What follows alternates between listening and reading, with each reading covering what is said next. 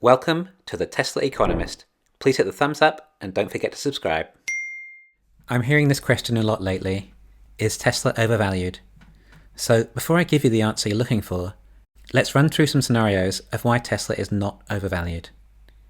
I believe the consensus now is that Tesla is a genuine tech company and not just some auto manufacturer. A Tesla is a computer on wheels, and it is apparent no other auto companies are able to replicate that. Why? Because they're auto companies, and Tesla is a tech company. It would be just as arbitrary as them trying to make a better search engine than Google. Do you think Ford could beat Google at search? Especially with all the search data Google's accumulated over the years for the AI algorithm? No, of course not. So why would you think they can beat Tesla at a digital car or FSD? Especially when Tesla have all that data too. People are just confused. They think because if it walks like a duck, swims like a duck, and quacks like a duck, then it's probably a duck. This is known as abductive reasoning. But Tesla is not a duck or auto company. It's a computer. Tesla make computers. Their computers just happen to have wheels and seats and transport you from A to B, which, let's face it, is a pretty awesome type of computer. Oh, and they've been doing it for 18 years, with a CEO from Silicon Valley with a string of technological successes behind him, along with at his disposal the best engineers in the world, and a rocket company with the best rocket scientists in the world, when he needs some extra brain power in a pinch. Oh, and the tired cliche of the competition are coming. Well, the competition came, they saw, and they were conquered. This narrative needs to die once and for all. And now Apple, an actual tech company that also makes computers, is coming. But at best, they won't have anything out for 5 years. By that time, the game is so over. Tesla will have a $25,000 model, FSD will be working several times better than any human driver, their robo-taxis will be functional in many major cities, and they should be producing at least 10 million cars a year. And Apple might come out with 100,000 cars, with a relatively obscene price for the comparative value. And that's being generous. And it's unlikely. At this stage, Apple is really no concern. I mean, look at what they did with Apple TV+. Netflix are hardly concerned, but I do see some of you bring it up still. I just don't want to get into the weeds too much. I'd rather focus on Tesla's value. So we have established that Tesla is a tech company. So how's its valuation compare to some other tech companies related to the industries that they disrupted? Look at Netflix compared to Blockbuster. Blockbuster reached about a $3 billion valuation at its peak. Netflix currently sits at around $250 billion. So that's almost 100 times the valuation. Yes, Blockbuster is often paired with Netflix, as Netflix disrupted the video rental industry so much, but perhaps that's not a totally fair comparison, as Netflix also make unique content. So perhaps you can compare it to some of the other media companies like Viacom CBS at $38 billion, and Fox at $20 billion. And yes, I understand Disney, Sony and Comcast are a closer valuation, but they do much more than just media. Look at Amazon's valuation compared to whatever Barnes & Noble or Borders ever reached. Amazon's stock price dwarfed them, and that was still when Amazon was just selling books. Nokia, at one stage the largest mobile phone company, reached $250 billion market cap at its peak. That's enormous, particularly back then. But even a market valuation of that magnitude is no competition for a real tech company, when Apple now sports a market valuation of nearly 10 times that. And Spotify too, compared to Sony, Universal or Warner Music, just compared to the record label divisions, not the entire parent company. Again, Spotify is worth so much more. So the point I make here is it's not unreasonable for a tech company to have a valuation of 10 times or more than the market cap of the competitors in the industries that they're disrupting. So by this indication, Tesla is not overvalued.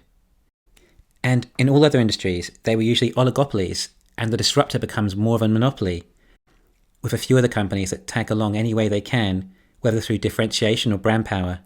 Like Netflix has Apple TV, Disney+, and a few other smaller ones, but they aren't really a threat.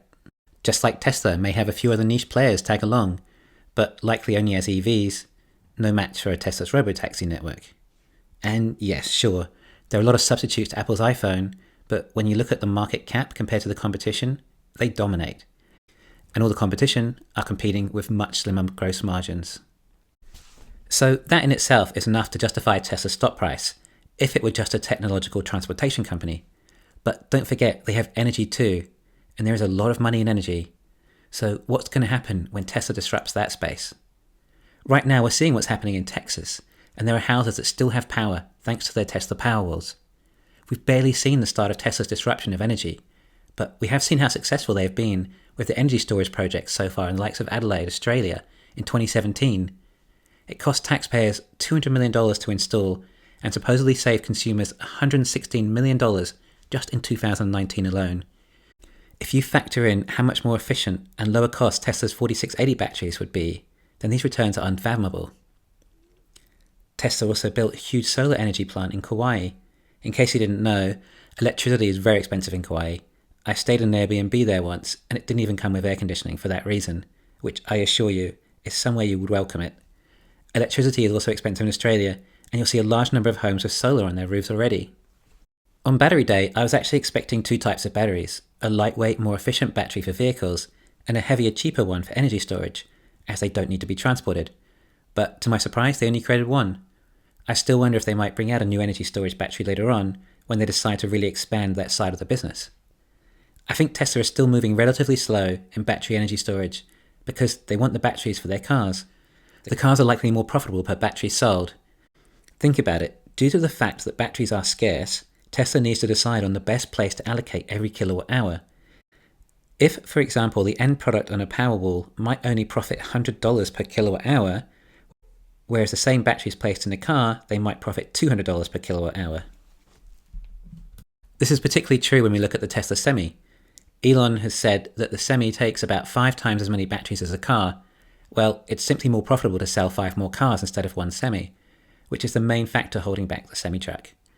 I say this again and again, Tesla is all about battery production at this stage. It's the main thing holding them back on their product offerings, and they're obviously well aware of this, and it's been all hands on deck for some time in getting these batteries up and running. They're not messing around, and I believe they're ahead of schedule already.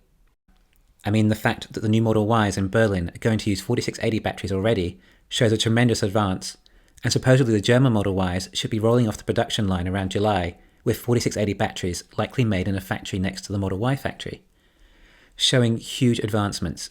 Of course, the Model Y will start production slowly and it will take some time to ramp up, but it's a huge step in the right direction, and it won't take much time to be the number one selling EV in Europe. The Renault Zoe and Volkswagen ID.3 are the top selling EVs in Europe, of around 10,000 cars or so a month. Well, in the Shanghai Model 3 factory, Tesla were doing around 10,000 cars within their third month of production, and that included a shutdown due to COVID. It's also a significantly smaller factory. Tesla have learned a lot since then and introduced a lot of their new, faster, more efficient manufacturing techniques, like the gigapress and cell-to-vehicle technology. So it really won't take that long until the Model Y isn't just the best-selling EV in Europe, but sells more than all the other EVs combined, most likely before the end of the year. Anyway, I digress.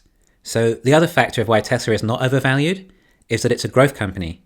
So you have to completely ignore the PE ratio for valuation purposes.